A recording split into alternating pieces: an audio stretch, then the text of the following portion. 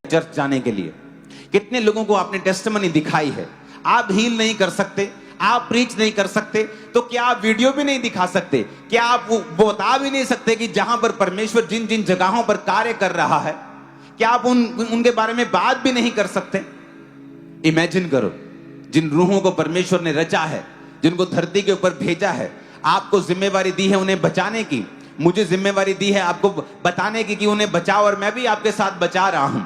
Imagine करो, ऊपर जाकर जब परमेश्वर के सामने हम खड़े होंगे तो हम तो सोचेंगे मैं तो बिजी रहा अपने काम में, अपने काम धंधों में, अपनी पढ़ाई में, फिर अपने बिजनेस में, अपने परिवार में, लेकिन जो असली काम था वो तो मैंने किया ही नहीं धरती के ऊपर।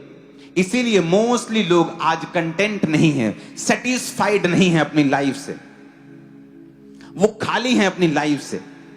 उनकी जिंदगी में उनको समझ नहीं आ रही कि वो क्या करें, क्रिश्चियन होने के बावजूद भी वो आनंद उनकी जिंदगी में क्यों नहीं है, वो ब्लेसिंग उनकी लाइफ में क्यों नहीं है। पैसा तो है लेकिन वो भी अन्य लोगों की तरह सफर कर रहे हैं लाइफ में, क्यों? क्योंकि परमेश्वर ने जो कहा हमने वो पूरा नहीं किया। जैसे जैसे मैं अपनी लाइफ को जीसस क्राइस्ट में बिता रहा हूं, मैं ये नोटिस कर रहा हूं और रियलाइज कर रहा हूं कि एक्चुअल में परमेश्वर अब कुछ करता नहीं है आपकी लाइफ में, वो सब कुछ कर चुका है। जितना मैं मसीह में आगे बढ़ रहा हूं, मैं ये रियलाइज कर रहा हूं कि एवरीथिंग जो हम सफर कर रहे हैं इस दुनिया में, चाहे वो पास्टर है, चाहे विश्वासी है, चाहे एक पास्टर बिजनेसमैन है, चाहे एक विश्वासी है, चाहे वो काम करने वाला है, anything you are suffering with, कुछ भी जो आप सफर कर रहे हैं, एक्चुअल में वो उसका कारण परमेश्वर की अज्ञान, परमेश्वर के वचन का ज्ञान ना होना और हमारी अज्ञानता है। एक्चुअल में जब आप बाइबल के डीप अध्ययन में चले जाएंगे, आपके साथ कुछ बुरा घटता है, या आपके साथ कोई परीक्षा का समय होता है, या सडनली कुछ आपके साथ ऐसा होता है जो आपके कंफर्ट को खराब करता है, और आप सोचते हैं कि परमेश्वर ने मेरे लिए जान दी है, परमेश्वर ने मेरे लिए ये किया है, पर मैं सफर क्यों कर रहा हूं, मैं सफर क्यों कर रही हूं, मेरा बिजनेस क्यों सफर कर रहा है, मेरी लाइफ सफरिंग्स में क्यों है। सडनली आप लाखों सवालों के साथ घिर जाते हैं, आप लाखों सवालों के साथ, शैतान आप पर अटैक और हमला करता है, आपकी स्पिरिचुअल लाइफ के ऊपर अटैक करना चाहता है, वो आपके फेथ के ऊपर क्वेश्चन करने लगता है।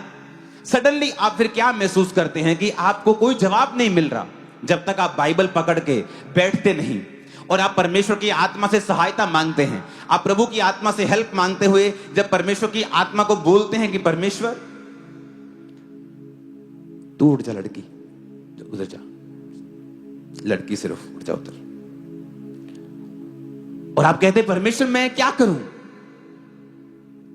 आपको रियलाइज होता है, आप बाइबल पढ़ते हैं और आप क्या देखते हैं कि जो मैं मांग रहा हूं, जो मैं खुदा से कह रहा हूं, वो एक्चुअल में कर दिया गया है।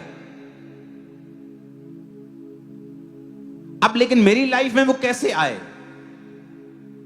मेरी जिंदगी में वो क्यों नहीं आ रहा है जो मैं चाहता हूं। अगर परमेश्वर ने वो मूल्य अदा कर दिया है तो पंगा कहां है, कुंडी किथे पंजाबी जी लिखे, काम फसिया किथे। जे परमेश्वर ने कर दिता, जे मैनू चाहिए ते है क्यों नहीं है मेरे को। परमेश्वर ने तो अपना लहू बहा दिया, उसने तो धरती पे उसको आना पड़ा, सफरिंग्स को सहना पड़ा, लेकिन मैं खाली क्यों हूं।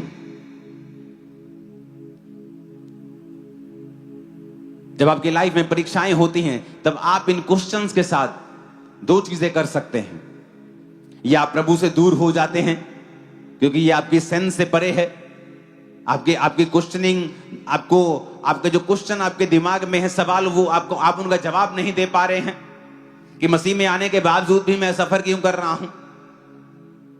या दूसरा काम, आप परमेश्वर की हजूरी में चले जाते हैं, आप प्रभु से मांगते हैं, आप आंसू बहाते हैं, आप प्रभु को कहते हैं आपकी मदद करें, आप पवित्र आत्मा से मदद को मांगते हैं क्योंकि वो आपका मददगार है, वो आपका हेल्पर है। और आप बाइबल में से भी अपने क्वेश्चंस को, अपने सवालों को ढूंढते हैं। आप रोजे रखते हैं कि परमेश्वर की आवाज आपको और क्लियर हो, क्योंकि जैसे ही आप रोजे रखते हैं परमेश्वर की आवाज जो मध्यम होती है थोड़ी तेज आने लगती है, जो गाइडेंस आपको थोड़ा सा लगता है कि शायद ये परमेश्वर की ओर से है, रोजों में आपको क्लियर होने लगता है कि हां ये परमेश्वर की ओर से है। बाइबल कहती है परमेश्वर छुपने का आदी है, उसे मजा आता है छुप के। बाइबल कहती है जब प्रभु यीशु मसीह नाव पर चल के जा रहे थे, पानी पे चल के जा रहे थे, नाव पर से के करीब पर से, अपने चेलों की नाव पर से, तो चेलों ने देख लिया। यीशु मसीह उन्हें जगाना नहीं, उन्हें दिखाना नहीं चाहते थे अपना आप, लेकिन वो चल के जा रहे थे तो कुछ ऐसा अजीब सा घट रहा था कि कोई चल रहा है। उन्होंने कहा भूत होगा, पक्का ये आत्मा है।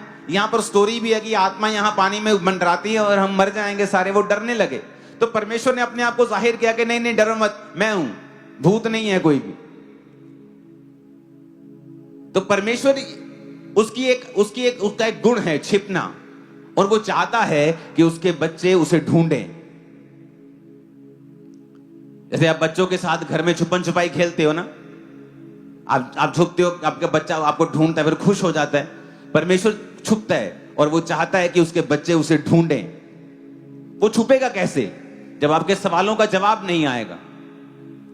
आप सब कुछ कर रहे होंगे फिर भी आपकी लाइफ में कुछ घटता है, क्योंकि परमेश्वर उस वक्त उस व्यक्ति को जो सिखाना चाहता है वो आपको दुनिया की कोई यूनिवर्सिटी नहीं सिखा सकती। आपका कोई रिश्तेदार, आपका मां बाप, पति पत्नी, बच्चे, कोई नहीं सिखा सकता जो उस समय परमेश्वर आपको सिखाएगा। इवन लोग आपको मिसजज करेंगे। अयूब के दोस्त आगे कहते तूने पक्का कोई गलत काम किया होगा, ऐसी इतनी मुसीबत थोड़ी आई है, परमेश्वर अन्यायी थोड़ी है, ये तो पक्का शैतान का काम है, तूने कुछ पंगा लिया होगा। आपके लोग आपसे पूछेंगे तुम पापी हो क्या, क्योंकि परमेश्वर आपको कुछ सिखाना चाहता है उस समय। और वो परीक्षा तब तक चलेगी जब तक आप अपने आप को परमेश्वर के साथ सेटल करके, उसके साथ कमरे में बैठकर आप रोज परमेश्वर के सामने अपनी कमियों को देखेंगे और आप रियलाइज करेंगे, बाइबल को पढ़ेंगे, कहां चूक हुई आप ये भी चेक करेंगे, कहां मैं आगे बढ़ूं आप ये भी चेक करेंगे, या परमेश्वर मुझे क्या सिखाना चाहता है आप ये भी चेक करेंगे।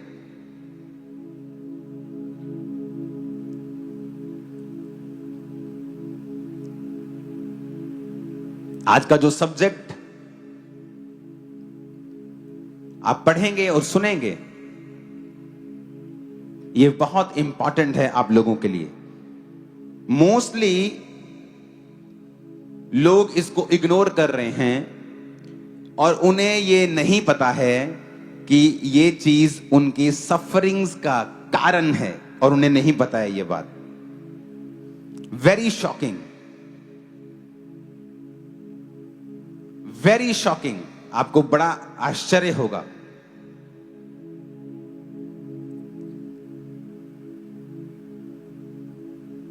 जो चीजें आज मैं आपको सिखाना चाहता हूं परमेश्वर के नाम में, उसे बड़े ध्यान से आपको समझना होगा। अपने पड़ोसी को बोलो, जीसस ने कहा चेले बना। इसका रबड़ भी